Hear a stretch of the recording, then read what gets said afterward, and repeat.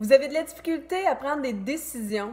Vous avez des idées, mais vous n'arrivez pas à franchir le pas pour les réaliser. Vous êtes plus du genre à procrastiner, à remettre à plus tard.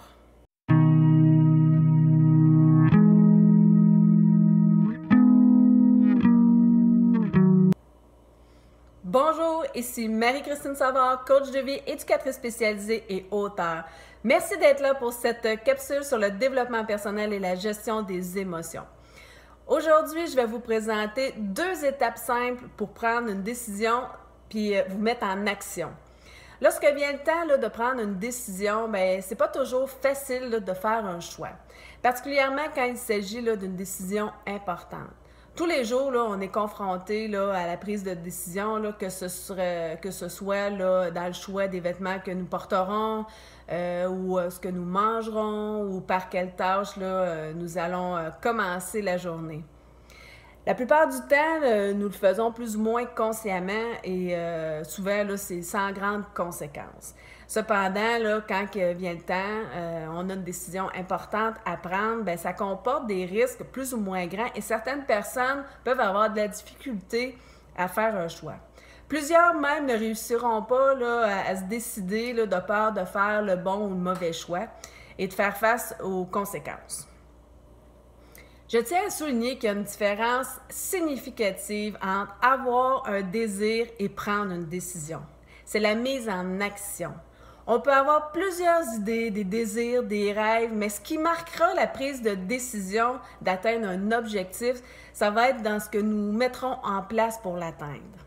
Alors, voici une technique simple de Lucien Auger, psychologue et philosophe, lorsque vient le temps de prendre une décision. La première étape, c'est l'identification du problème. Cette étape est primordiale lors de la prise de décision parce qu'elle aura un impact majeur sur tout le reste du cheminement à suivre. Si le problème n'est pas bien ciblé, il sera difficile, voire même impossible d'obtenir les résultats désirés et ils seront insatisfaisants. Il est important de poser le problème de façon aussi claire et complète possible et de la formuler dans des termes réalistes. Deuxième étape, c'est la détermination des objectifs. Un objectif, c'est un but qu'on veut atteindre. Puis l'erreur la plus fréquente, c'est que la personne va se fixer des objectifs à trop long terme sans prendre le temps de se fixer des objectifs à plus court terme qui seront plus faciles à atteindre et qui seront en lien avec les objectifs à plus long terme. C'est pour cette raison qu'il détermine 5 niveaux d'objectifs lors de la prise de décision. Les objectifs à long terme, les objectifs à moyen terme, à court terme, les mini-objectifs et les micro-objectifs. Les objectifs à long terme, c'est ceux qui s'appliquent aux objectifs de vie en général, au style de vie que la personne décide de mener. Par exemple, le style de travail, être célibataire ou en couple, avoir des enfants ou non, avoir une maison, un appartement, un condo, etc. Puisque la vie est parsemée d'imprévus, ces buts peuvent en tout temps changer. Ils sont donc flexibles. Il sera possible de réorienter le tir et de réajuster pour remodeler nos objectifs. Les objectifs à moyen terme sont ceux que nous voulons réaliser dans les 5 années à venir. Les objectifs à court terme visent une période de 1 mois à 1 an. Les objectifs à court terme peuvent être plus précis et se vérifier plus rapidement et plus facilement. Les mini-objectifs concernent ceux qu'on vise dans un délai entre 1 jour et 1 mois. Finalement, les micro-objectifs sont ceux qu'on veut atteindre dans l'heure qui suit. Ce sont les seuls sur lesquels nous avons un réel contrôle. Qui sait ce qui va arriver dans les prochaines années, les prochains mois, les prochains jours et même dans les prochaines heures. Ils sont donc très importants parce que c'est grâce aux micro-objectifs qu'il sera possible d'atteindre des objectifs à plus long terme. Quand les micro-objectifs sont atteints de façon régulière, les autres objectifs s'atteignent presque tout seuls. Si une personne n'atteint pas ses objectifs à plus long terme, c'est selon lui souvent parce que la personne n'a pas appliqué dans le détail la décision et qui n'a pas divisé ses objectifs en mini-objectifs et en micro-objectifs.